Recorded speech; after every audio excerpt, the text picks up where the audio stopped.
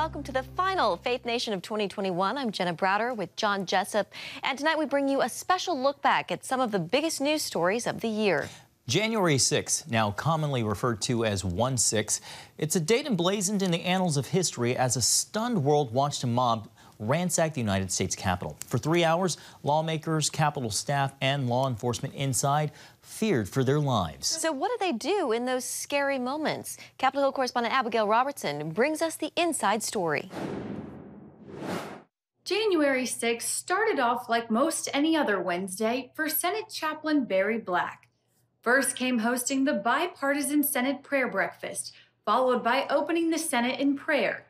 But on his way back to his office, Black heard alarms and then a Capitol police officer banging on his door. There was a pleasingly imposing Capitol Police who basically said, "I've come to get you. I'm not leaving you behind. Follow me." As I followed him, I could already see that domestic terrorists had already made it to the third level. Chaplain Black joined a group of senators in a secure location, hunkering down for about 3 hours. I was grateful for the opportunity for ministry because there in our secure location, I had an opportunity to talk with people, to have long conversations. I mean, 3 hours is a long time, to pray with people individually. Eventually, Black was asked to pray over the entire group. This was an extemporaneous prayer, which basically said, "Lord, we have nothing to fear for the future, except we forget how you have led us in the past. Lord, we're grateful for exceedingly great and precious promises. No weapon formed against us will be able to prosper." Meanwhile, on the House side, officers stood between rioters and the House chamber, while lawmakers, aides, and members of the media scrambled for cover. They broke the glass. Everybody stay down. Crouched down on the House balcony, trying to evacuate but unsure where was safe to go, Congresswoman Lisa Blunt Rochester started to pray. Lord, we're asking for a healing. Right now in the name of the Lord, protect all of the law enforcement. Protect those that are trying to protect us. Protect all of our brothers and sisters in this Congress, Lord. Protect America, Lord. We just thank you. We praise you. We give you all honor and glory because you are powerful above all. We thank you right now in this moment. 5 people lost their lives at the Capitol that day, including U.S. Capitol Police Officer Brian Sicknick, while miraculously, all lawmakers and staff members stayed safe. As you look back and reflect on that day, were there any moments where you saw God at work in the chaos or any miracles that you might have witnessed? I think a better question would be, were there any moments when I did not see God at work? It was amazing. I saw people helping people. I saw people who themselves should have been afraid and paralyzed by fear, encouraging one another. Black was impressed by how lawmakers finished the work they set out to do that day after the Capitol was cleared. The votes for President of the United States are as follows. Joseph R. Biden, Jr. of the state of Delaware has received 306 votes. Donald J. Trump of the state of Florida has received 232 votes. Running on adrenaline, he closed the historic joint session in prayer around 4 a.m. These tragedies have reminded us that words matter and that the power of life and death is in the tongue. Black strongly believes God will use the infamous attack for his glory. We will be able to say it was January the 6th that I began to take the incremental steps that brought greater unity, but even more importantly, greater righteousness to our nation and world. Chaplain Black tells me despite everything going on in our country, he remains hopeful because no matter what happens, God is with us always. Reporting from Washington, Abigail Robertson, CBN News. Well, just 14 days after the dust settled from January 6, Joe Biden made his way to the site of the insurrection for what many rioters tried to stop: his inauguration as the 46th president of the United States. During his inaugural address, he pledged to bring our divided nation together. Here is Ben Kennedy with a report from that January day. Biden began his inauguration day at church. It's there he prayed with congressional leaders from both sides, an act of unity which followed his inaugural theme as he prepares to lead a deeply divided nation. After morning mass, gracious and merciful God, and an invocation, for our new president, we beg of you the wisdom Solomon sought when he knelt before you and prayed. Joseph R. Biden was sworn in. That I will faithfully execute the office of President of the United States. Office of President of the United States. Biden is serving alongside Kamala Harris, America's first woman vice president. I, Kamala Davy Harris, solemnly swear. She was sworn in using two Bibles, one from a mother-like figure of hers and the other from the first black Supreme Court Justice, Thurgood Marshall. Harris describes the civil rights icon as a personal hero. Biden spoke to millions of Americans outlining his vision to unite and heal the nation. Disagreement must not lead to disunion. And I pledge this to you. I will be a president for all Americans. All Americans. His administration begins as the country combats a pandemic. As the Bible says, weeping may endure for a night, but joy cometh in the morning. We will get through this together. Then together, Biden led the nation in prayer. Remember all those who we lost in this past year to the pandemic. Those 400,000 fellow Americans, moms, dads, husbands, wives, sons, daughters, friends, neighbors, and co-workers. We'll honor them by becoming the people and the nation we know we can and should be. So I ask you, let's say a silent prayer for those who've lost their lives and those left behind, and for our country. Biden and Harris then laid a wreath at Arlington National Cemetery at the Tomb of the Unknown Soldier. Then he walked along Pennsylvania Avenue, arriving at the White House for the first time since taking office. Biden calls his term in office a time of testament. He got to work immediately upon taking the oath, signing several executive orders undoing Trump administration policies and sending an immigration reform bill to Congress. Ben Kennedy, CBN News, Washington. Well, since taking office, Joe Biden has faced a number of hurdles, including the COVID crisis, falling approval ratings, and a stalled agenda.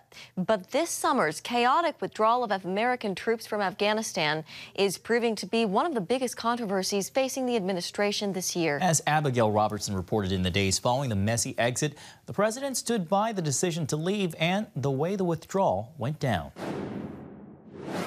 President Joe Biden defended his decision to leave Afghanistan before safely evacuating all remaining U.S. citizens and allies. The president claimed he's had to make tough decisions, and it was time to bring the war to a close. For those remaining Americans, there is no deadline. We remain committed to get them out if they want to come out. Leaving August the 31st is not due to an arbitrary deadline. It was designed to save American lives, and I was not extending a forever exit. While Biden touted the withdrawal as a success, others argue we never should have left. We need to be invested in that part of the world. Commander Kirk Lippold, whose USS Cole ship was attacked by al-Qaeda in 2000, told CBN News' Faith Nation the way we left was a disgrace. There is no substitute for having those eyes on the ground that really give you that ability to understand what is happening in a society, in a military, and throughout the country. 120,000 people evacuated in 17 days, but as many as 200 U.S. citizens remain in the country, now under Taliban control. We are dual citizen Americans with deep roots and extended families in Afghanistan who've resided there for many years. For many, it's a painful choice. The U.S. State Department sees diplomacy as the main hope for getting U.S. citizens and allies left behind out of the country, while many Republicans are criticizing President Biden for not keeping this promise made 2 weeks ago. If there's American citizens left, we're going to stay till we get them all out. Also left behind, military weaponry. Members of the Taliban seen here inspecting helicopters and warplanes deemed inoperable by the Pentagon. Former U.S. Senator Jim DeMint tells CBN News we've left Afghanistan as bad off as when we got there 20 years ago. Us to exit in humiliation is just so hard for me to swallow. DeMint argues what's happening now is not a surprise to our intelligence communities. We knew, especially in Afghanistan, that as soon as the Afghan army knew that Americans would not be there to back them up and pay their salary, that they would disintegrate overnight. It wouldn't happen over months. They would immediately know that the only way for them to live was to make peace with the Taliban.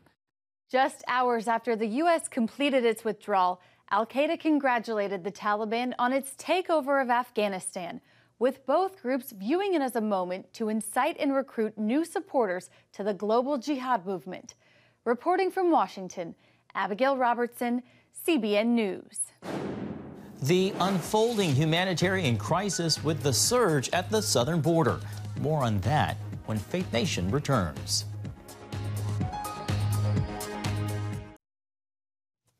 In September, the Biden administration's push to remove Haitian refugees from the Texas town of Del Rio sparked a renewed focus on the humanitarian crisis on the southern border, with some critics putting the blame squarely on President Biden. Gary Lane spoke with former Trump administration acting Homeland Secretary Security Chad Wolf about the issue.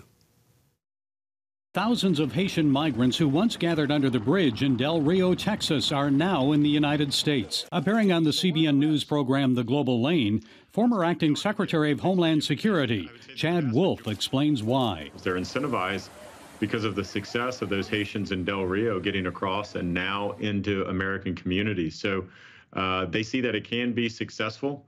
I think it's the Biden administration's job right now to break up those caravans, and they need to do that by working with Mexican officials and others.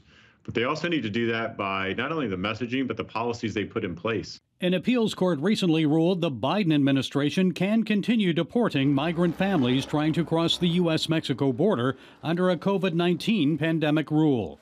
Known as Title 42, the Trump administration issued the order in March 2020 to slow the spread of the virus. Wolf says with tens of thousands more on the way, the U.S. Border Patrol will have insufficient personnel to process the migrants. The federal vaccine mandate may cause many agents to lose their jobs if they don't get vaccinated. The administration, the Biden administration, certainly has a double standard here that doesn't make a lot of sense to most Americans. You have law enforcement officers that are dealing with these migrants and coming into contact with these migrants every day. The migrants have a choice on whether or not to take the vaccine, but the Border Patrol and law enforcement don't. And we've seen meth and fentanyl seizures at the border increase dramatically this year. So how concerned are you about gangs trafficking drugs and even humans? When you have 15,000 folks under that bridge in Del Rio, it takes an immense amount of Border Patrol time and attention to care for and to process those individuals. And that's time that you don't have Border Patrol on the line, on that international border, making sure that you're not only keeping migrants out, but you're keeping illegal narcotics and other contraband out. And so when you have something like Del Rio, it just sucks up all the resources. Immigration concerns go well beyond the southern border. Many Afghan refugees brought to the U.S. are being vetted after they arrive. We're doing it when they're already here in the country versus doing it overseas at a safe third country. So I've got some real concerns about the manner and the speed of which they're trying to do these background checks. The system's not designed to do it in the manner in which they want it to be done. We're going to miss things, and it only takes one or two bad individuals to have something significant happen here in the homeland. Gary Lane, CBN News. Never forget, 20 years later, a look back at how September 11th changed the nation forever. This September, the nation paused to remember the 20th anniversary of the terrorist attacks on 9/11. We honored the heroes, the lives taken, and examined how the day changed us forever. 20 years on, for many people who lived through it, the memories are indelibly etched in their minds. Tonight, We take a look back and share some reflections from our colleagues here at CBN News. If there's any kind of an effort up there yet. Now remember, oh my God.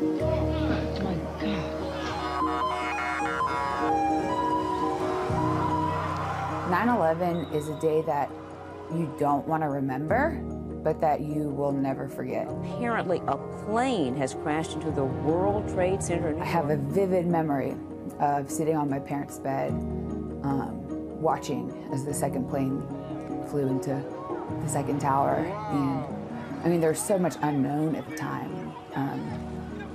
There's so many questions, and there were no answers. We still had school that day, but the feeling at school was tense. Everybody was on edge. Nobody really knew what was happening or what was going on. You can see the firemen assembled here, the police officers, FBI agents, and you can see the two towers. A huge explosion now, raining debris on all of us. We better get out of the way. There it goes.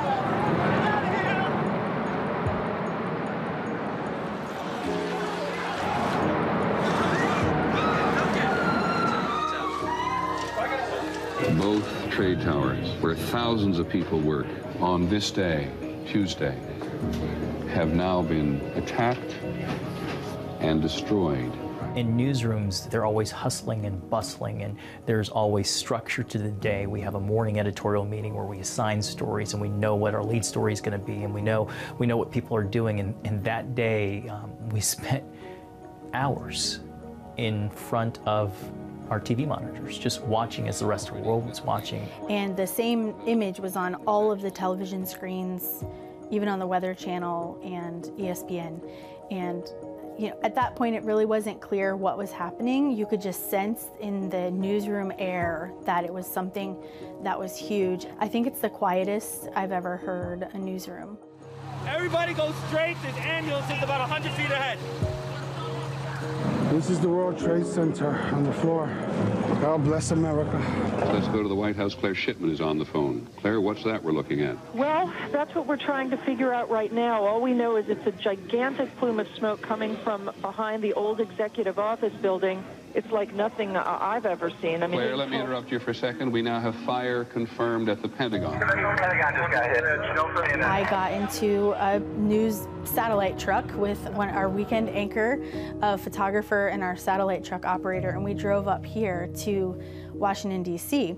And we parked our satellite truck, I remember, down the street from the Pentagon so we could have the smoldering background. It was really surreal going from seeing the images on television to being in the presence of where it happened.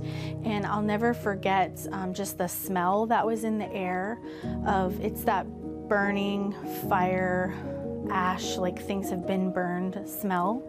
That really sticks out to me. Actually, I worked at the IBM in Bethesda, Maryland.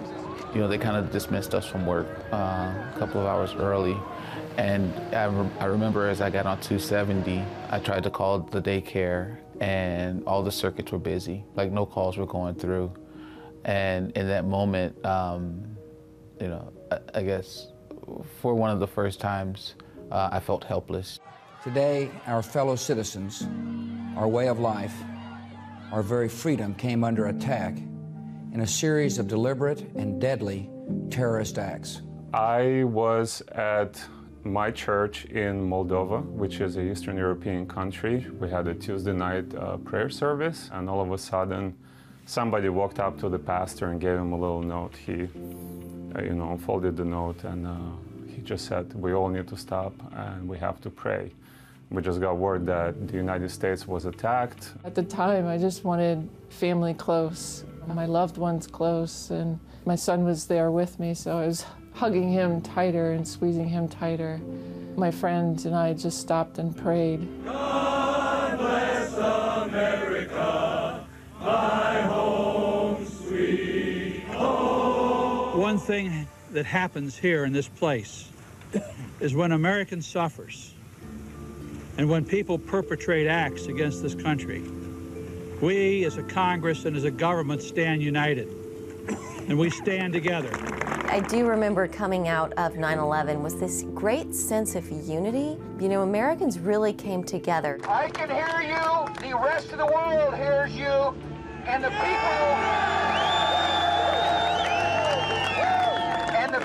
who knock these buildings down will hear all of us soon. We covered events that, like interfaith events, for example, that were happening in the community, people that you wouldn't normally see together, gathering around with candlelight, having moments of silence, moments of prayer. Even though I couldn't understand what was happening and there were questions and there, of course, was fear and anxiety, there was still a sense of peace. I know churches had vigils and prayers, and I believe that in many respects is what helped the country to rally and to move on. And I pray they will be comforted by a power greater than any of us, spoken through the ages in Psalm 23. Even though I walk through the valley of the shadow of death, I fear no evil, for you are with me. None of us will ever forget this day, yet we go forward to defend freedom and all that is good and just in our world. Thank you. Good night, and God bless America.